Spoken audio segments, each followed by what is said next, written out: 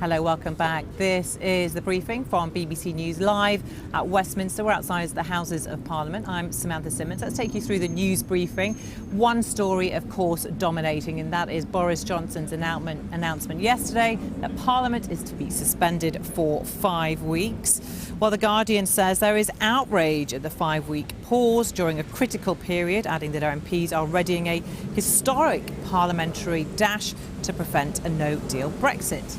The Financial Times describes the reaction as constitutional uproar, adding that Mr Johnson was daring his opponents to vote down his government. The paper's editorial says the home of British democracy is being denied a say in the most consequential decision for more than 40 years. And the headlines in the Times is Johnson goes for broke, alongside a picture of the Prime Minister clenching his fist. The paper says Mr Johnson surprised his opponents but pushed Britain to the brink of a constitutional crisis. The Scottish Daily Mail has this picture of Scottish Conservative leader Ruth Davidson, who's expected to quit today, delivering a major blow to Boris Johnson. And finally, the Free Paper, the Metro, has a very serious picture of the Queen, who it says has been dragged into Brexit row. It also says his opponents brand him a tin pot dictator. Well, Cornelia Meyer, who is CEO of MRL Corporation, which is a business consultancy, joins me now. Welcome to you. Thanks for coming back, Cornelia. Good to see you as ever. Let's start with The Guardian. Outrage, a word that dominates much of the front pages as Johnson suspends Parliament. Furious here. They're declaring that a cross-party rebel alliance has agreed to focus on fast-tracking legislation aimed at stopping this. Can they? Well, that's the problem. And when you look at the papers, The Guardian obviously is a pro-Remain paper, and all the pro-Remain papers are outraged, and the papers who back Brexit think this is a jolly good thing to happen. So this is very interesting. It's very hard to do so, because by proroguing, he has shortened the time where they can do anything. But The Guardian also is balanced in as much as it points out that yes, they're proroguing from the 12th of September to October 14, when the Queen's speech will be, but de facto it's only 4 to 6 days, because there is the Parliament, the party conference season, where they always suspend Parliament. So in that sense, it is an unusual thing to do. He, as a Prime Minister, has the right to prorogue. As an incoming Prime Minister, he has the right to a Queen's speech, to set out his programme. But it comes at a very, very difficult time, and it comes at a time which is very divisive for the country. And what this does, it fuels the flames. And I'm a bit worried about the language we're using. You know, we're saying outrage. I mean, both sides are really sort of polarising. And we need to be even more polarised. Yeah, and we sort of need to calm it down a notch. Well, interesting use of language here, because we didn't really hear from anyone in the EU yesterday, keeping their powder dry. But The Guardian quotes the EU Brexit coordinator Guy Verhofstadt, who's called this sinister.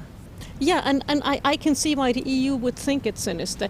Boris probably thinks this is good. I'm showing that I'm ready to go for it, to go for a no-deal Brexit. That's a better negotiating position, but I'm just not sure that the EU will look at it that way. They probably look at it as, oh, yet another turn and twist, and they've had it with our turns and twists. So in many ways, this may backfire, his negotiations with the EU. And frankly, the EU have had it with us, because Brexit has dominated the agenda for 3 years. Yeah. It has hijacked the agenda. They couldn't talk about climate change. They couldn't talk about migration, all the other things, Italian financial crisis, and all the other things that they would like to talk about. Well, they're stuck with it for a bit longer, aren't they? Financial Times front page uproar as Johnson shuts down Parliament to protect Brexit plan. Their editorial says the seat of British democracy is being denied a say on the most consequential decision facing the country in more than 4 decades. They say that Jeremy Corbyn says that he will act quickly to prevent what Boris Johnson's doing and challenge him with a motion of no confidence. But big question marks over whether any vote of no confidence is doable and whether the numbers stack up, which at the moment they don't. Even if they stack up, what Boris will do is he will not step down. He will just ask for elections after Brexit. Yeah. So nothing is gained by that. But you know that the editorial, I think, has a very good point. The seat of Parliament being denied, a say.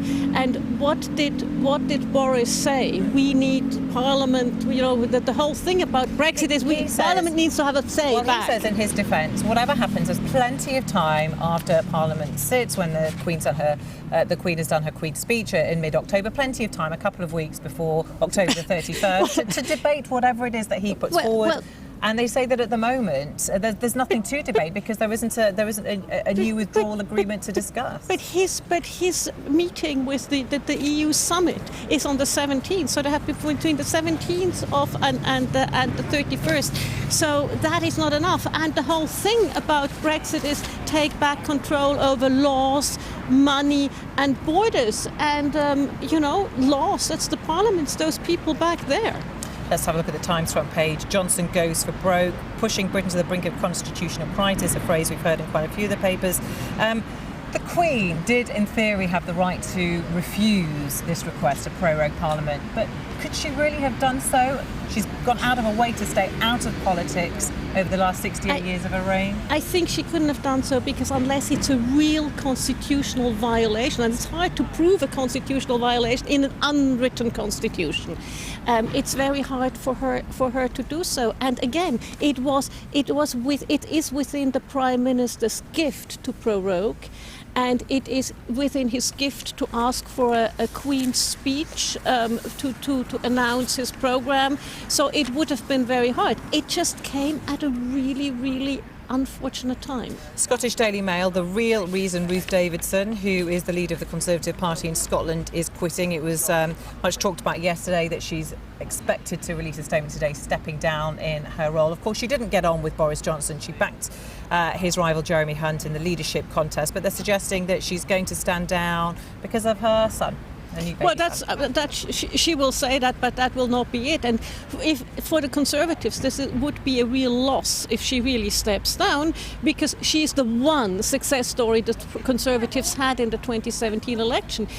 The Scottish members of the Scottish Parliament went from Conservative 1 to Conservative 13 under her. So that will be a real thing. And it's she's pleaded with Johnson to keep David Mandel, the former Scottish secretary, on. He's replaced him with Alistair Jack, so that's not good.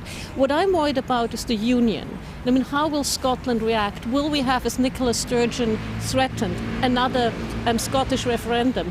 I mean, if this whole thing is unravelling the United Kingdom. Lots of commentators are saying that's increasingly likely now. And that would be incredibly sad.